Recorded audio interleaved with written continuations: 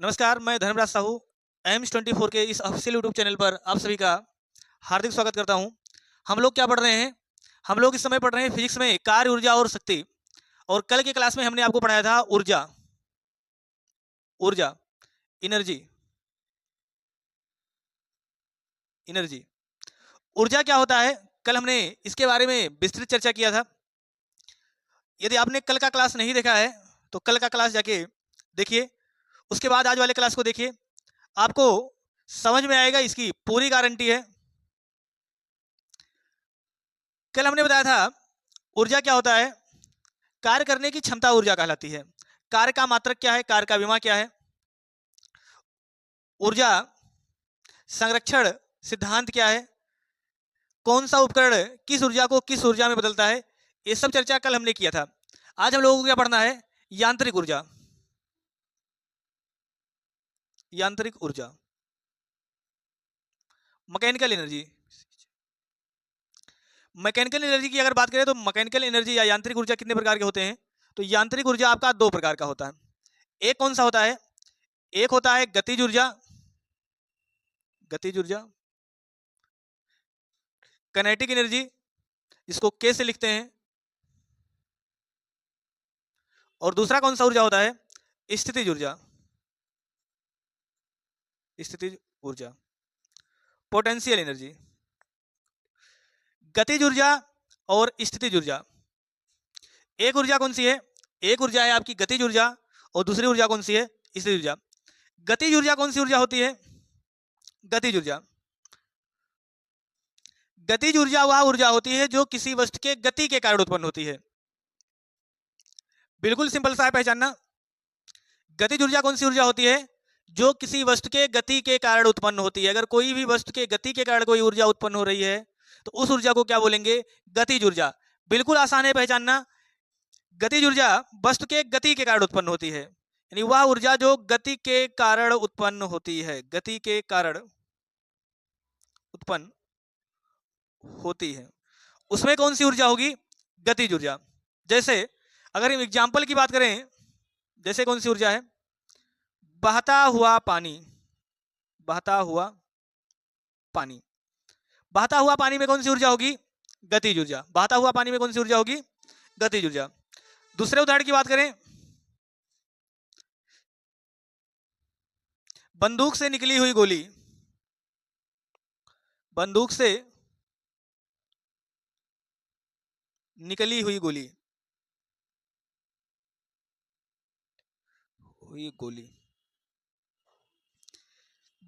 बहता हुआ पानी, बंदूक से निकली हुई गोली, और कहां होगी गतिज ऊर्जा? पेड़ से गिरता हुआ फल। पेड़ से गिरता हुआ फल, इन सब में कौन सी ऊर्जा होगी? गतिज ऊर्जा। पहचानना बिल्कुल आसान है। किसी भी वस्तु के गति के कारण जो ऊर्जा होती है उसको कौन सी ऊर्जा कहते हैं? गतिज ऊर्जा। स्थितिज ऊर्जा कौन सी होती है? स्थितिज ऊर्जा किसी भी वस्तु की स्थिति के कारण व उसकी आकृति के परिवर्तन के कारण जो ऊर्जा उत्पन्न होती है उसको क्या बोलते हैं? स्थितिज ऊर्जा। स्थितिज ऊर्जा कौन सी है? वस्तु की स्थिति तथा आकृति में परिवर्तन के कारण उत्पन्न ऊर्जा। बिल्कुल सिंपल है दोनों ऊर्जा को पहचानना। पहचान लेंगे सभी लोग। गतिज ऊर्जा गति के कारण उत्पन्न, स्थितिज ऊर्जा वस्तु की स्थिति तथा उसकी आकृति में परिवर्तन के कारण उत्पन्न। जैसे अगर हम स्थितिज ऊर्जा की बात करें तो स्थितिज ऊर्जा कौन सा होता है? उदाहरण में से खींचा हुआ धनुष। खींचा हुआ धनुष, खींचा हुआ धनुष, क्योंकि अगर आपने धनुष को खींच रखा है तो उसमें कौन सी ऊर्जा आएगी? स्थितिज ऊर्जा। जैसे खींचा हुआ गुलेल, कौन सी ऊर्जा होगी? स्थितिज ऊर्जा। यानी किसी वस्तु में उसकी स्थिति के कारण या उसके आकृति में परिवर्तन के कारण जो ऊर्जा उत्पन्न हो रही है उसमें कौन सी ऊर्जा होगी? स्थितिज ऊर्जा। जैसे खींचा हुआ स्प्रिंग या संपीड़ित स्प्रिंग। खींचा हुआ स्प्रिंग, या कह सकते हैं संपीड़ित स्प्रिंग। संपीड़ित स्प्रिंग कौन सी ऊर्जा होगी? स्थितिज ऊर्जा, पोटेंशियल एनर्जी। और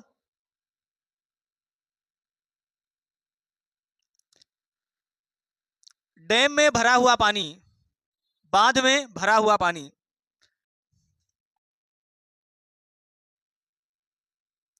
डैम में भरा हुआ पानी कौन सी ऊर्जा होगी? स्थितिज ऊर्जा। पहचान लेंगे सभी लोग। कोई ऐसा विद्यार्थी है जिसको ना समझ में आया हो?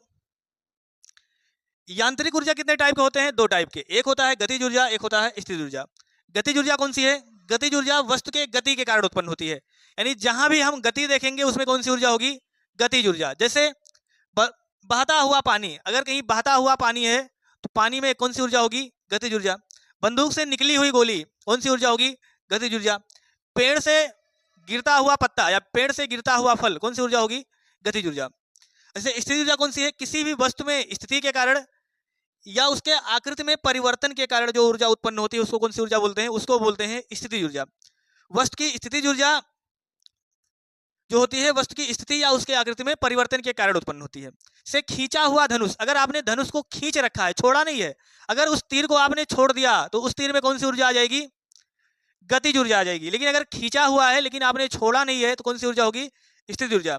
जैसे खींचा हुआ स्प्रिंग, अगर कोई स्प्रिंग है उसको आपने खींच रखा है, जैसे ही छोड़ेंगे क्या करेगी? अपनी अवस्था में आने का प्रयास करेगा।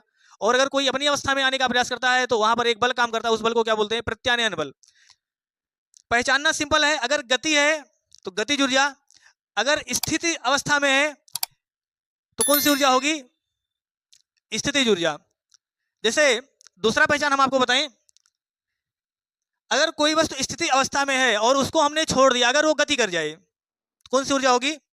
स्थितिज ऊर्जा। जैसे ये पेन है, इस पेन को हमने इसी ऊंचाई पर रखा हुआ है, अगर इस पेन को हमने छोड़ दिया और ये पेन क्या करेगा? गति कर जाएगा। अगर ये पेन गति कर गया तो इस पेन में अभी कौन सी ऊर्जा है? स्थितिज ऊर्जा। लेकिन जैसे ही इसको हमने छोड़ा कौन सी ऊर्जा आ गई? गतिज ऊर्जा।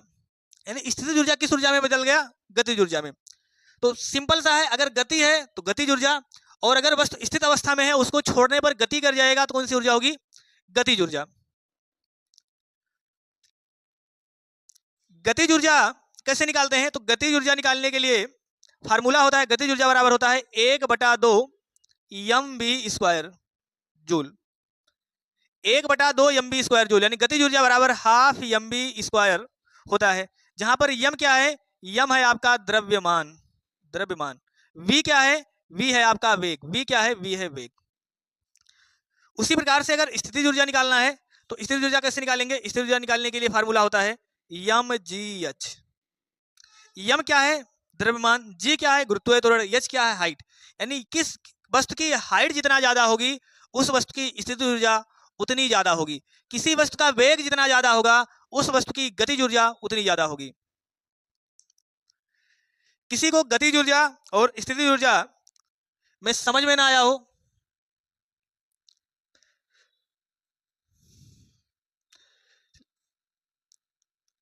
हम लोग बारी बारी से एक एक ऊर्जा पढ़ेंगे। पहले क्या पढ़ेंगे? गतिज ऊर्जा, उसके बाद स्थितिज ऊर्जा।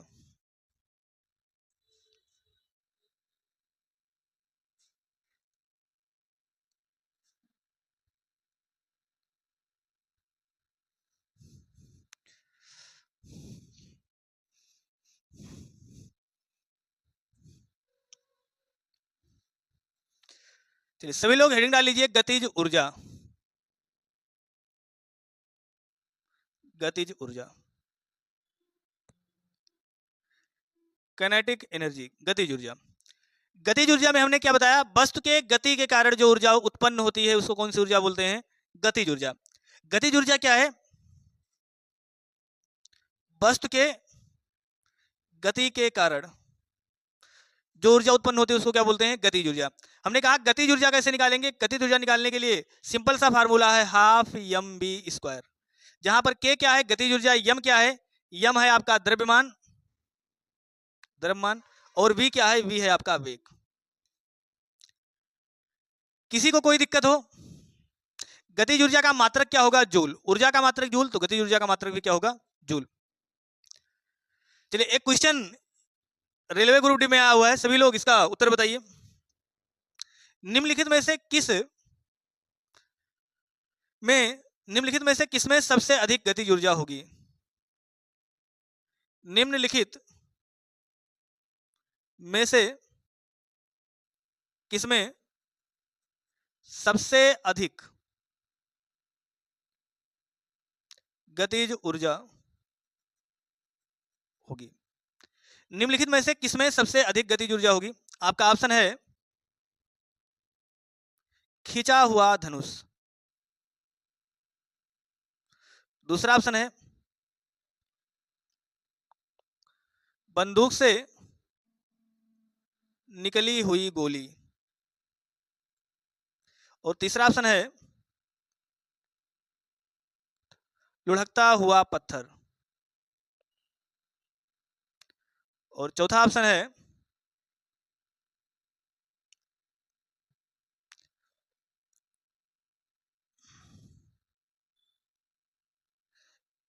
इनमें से कोई नहीं। किसमें सबसे अधिक गतिज ऊर्जा होगी बताइए सभी लोग इसका कमेंट करके। निम्नलिखित में से किसमें सबसे अधिक गतिज ऊर्जा होगी? खींचा हुआ धनुष, बंदूक से निकली हुई गोली, लुढ़कता हुआ पत्थर, या इनमें से कोई नहीं? किसमें होगा सबसे अधिक ऊर्जा? बंदूक से निकली हुई गोली। तो आपका सही उत्तर कौन सा है? बंदूक से निकली हुई गोली। खींचा हुआ धनुष, तो खींचा हुआ धनुष में कौन सी ऊर्जा होगी? अभी हमने बताया। गतिज ऊर्जा कहां होगी? जिसमें गति होगा। तो खींचा हुआ धनुष, इसमें कौन सी ऊर्जा होगी? स्थितिज ऊर्जा, स्थितिज ऊर्जा। बंदूक से निकली हुई गोली, अब बंदूक से निकली हुई गोली में गतिज ऊर्जा होगी, गोली में कौन सी ऊर्जा होगी? गतिज ऊर्जा, क्योंकि उसमें गति है, और गति हमने अभी बताया है कि हाफ एमबी स्क्वायर। वेग अगर ज्यादा होगा तो गतिज ऊर्जा क्या होगा? ज्यादा होगा। यानी किसी वस्तु का अगर वेग ज्यादा कर दिया जाएगा तो उसकी गतिज ऊर्जा क्या आ जाएगी? ज्यादा आ जाएगी। तो गतिज ऊर्जा सबसे ज्यादा किसका होगा? बंदूक से निकली हुई गोली। लुढ़कता हुआ पत्थर, तो एक पत्थर है वो भी लुढ़क रहा है, तो इसमें भी कौन सी ऊर्जा होगी? इसमें भी गतिज ऊर्जा होगी, लेकिन बंदूक की तुलना में इसमें कम होगा। ये कॉमन सेंस है कि जो लुढ़कता हुआ पत्थर होगा वो धीरे धीरे लुढ़केगा, लेकिन जो बंदूक की गोली होगी उसका वेग ज्यादा होगा, वेग ज्यादा होगा तो उसकी गतिज ऊर्जा ज्यादा होगी। चलिए एक क्वेश्चन सभी लोग लगाइए।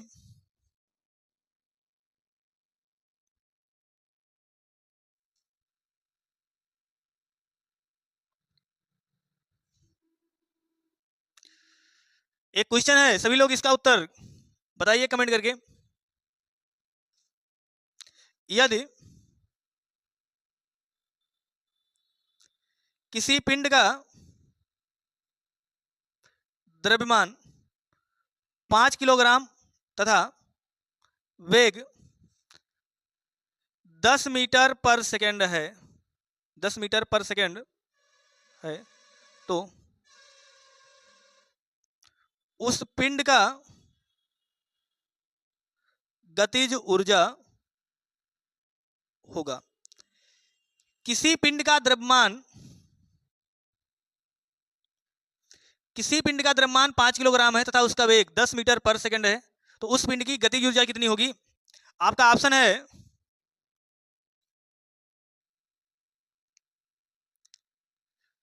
25 जूल, दूसरा ऑप्शन है 50 जूल, तीसरा ऑप्शन है 12.5 जूल, और चौथा ऑप्शन है इनमें से कोई नहीं। नोटा। बताइए सभी लोग इसका उत्तर।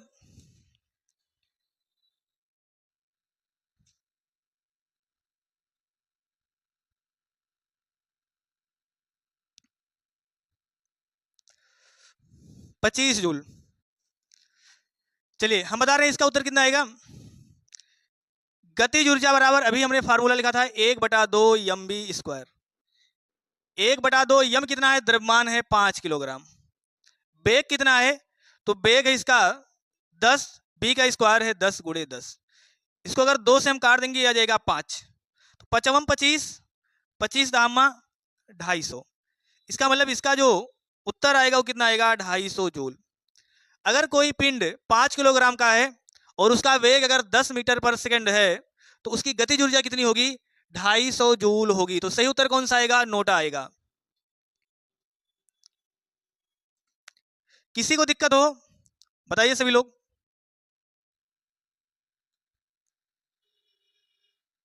चलिए एक दूसरा सवाल बताइए।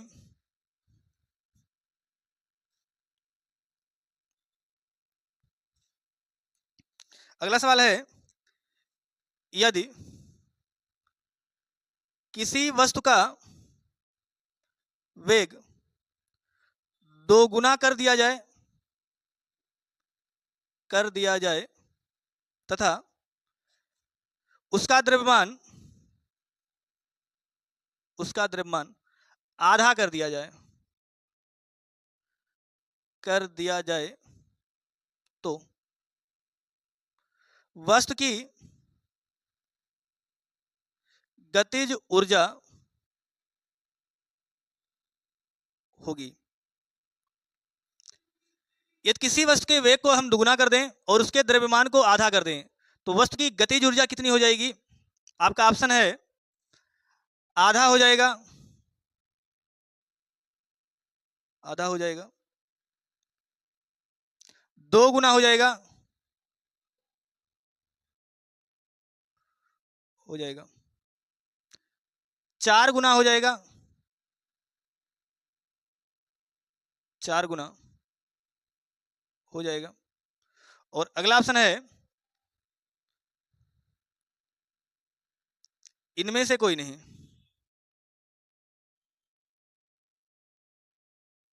आप सभी लोग इस प्रश्न का उत्तर बताइए। यदि किसी वस्तु का वेग दुगुना कर दिया जाए तथा उसका द्रव्यमान आधा कर दिया जाए तो वस्तु की गतिज ऊर्जा कितनी होगी? बताइए सभी लोग।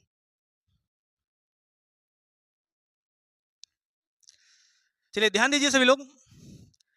किसी वस्तु का वेग दुगुना कर दिया जाए तो मान लेते हैं पहले गतिज ऊर्जा कितनी थी, K1, ये कितना था 1/2 mv²।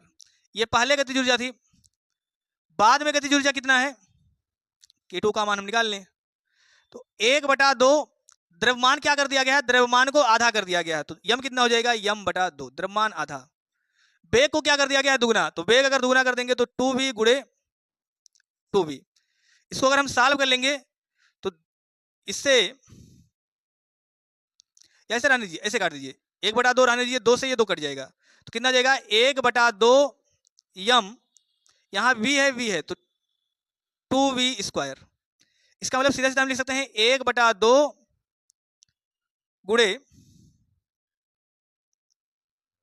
2 mv²। 1/2 गुणे 2 mv²। इसका मतलब क्या हो गया कि जो गतिज ऊर्जा होगी वो कितना हो जाएगी, 2 गुना हो जाएगी। किसको हम ऐसे भी लिख सकते हैं 2 गुणे 1/2 mv²। तो पहले कितना था, पहले था 1/2 mv² और बाद में कितना हो गया, बाद में 1/2 mv² का दुगुना हो गया। इसका मतलब गतिज ऊर्जा बाद में कितनी हो जाएगी, 2 गुना हो जाएगी। कोई ऐसा बच्चा है जिसको समझ में ना आया हो? चलिए अगला सवाल बताइए।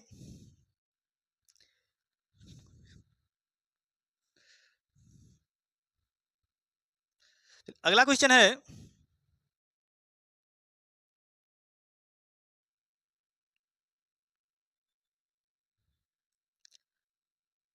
यदि किसी वस्तु का द्रव्यमान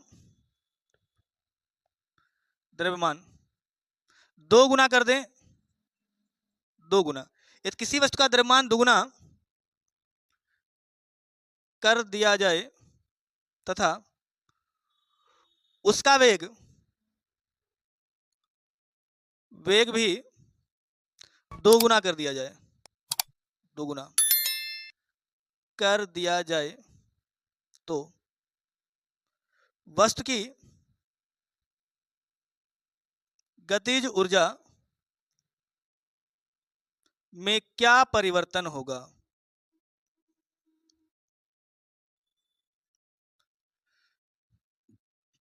ऑप्शन है 2 गुना हो जाएगा, 2 गुना हो जाएगा। दूसरा ऑप्शन है 8 गुना हो जाएगा। पहला ऑप्शन है 2 गुना हो जाएगा, दूसरा है 8 गुना हो जाएगा। तीसरा ऑप्शन है 16 गुना हो जाएगा और चौथा ऑप्शन है इनमें से कोई नहीं। बताइए सभी लोग, यदि किसी वस्तु का द्रव्यमान दुगुना कर दिया जाए तथा उसका वेग भी दुगुना कर दिया जाए तो उस वस्तु की गतिज ऊर्जा में क्या परिवर्तन होगा?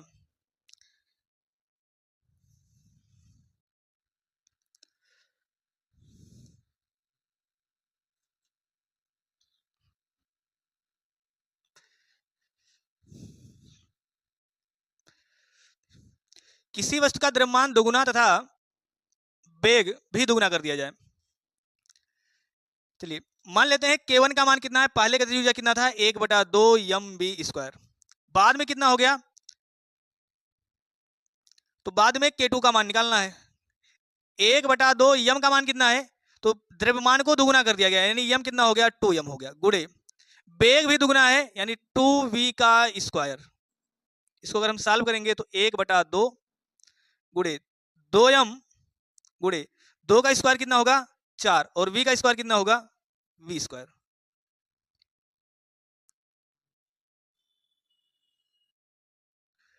तो यहां से कितना आ जाएगा ये 1/2 4 दूनी 8 mv²।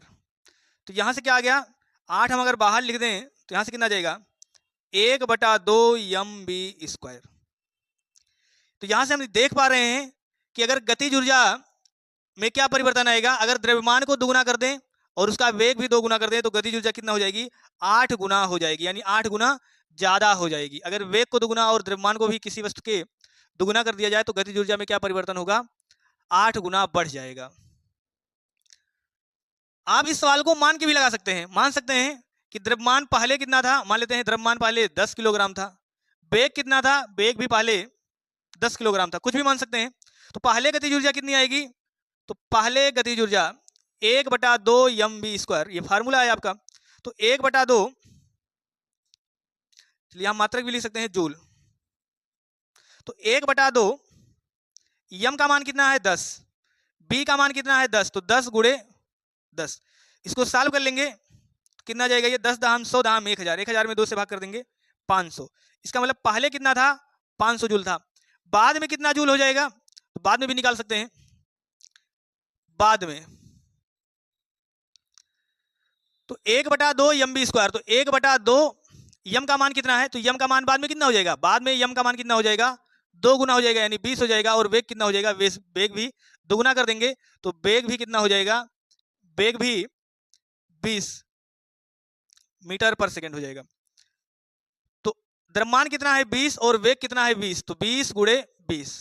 इसको सॉल्व कर लेंगे तो जाएगा 10, तो 2 दूनी 4,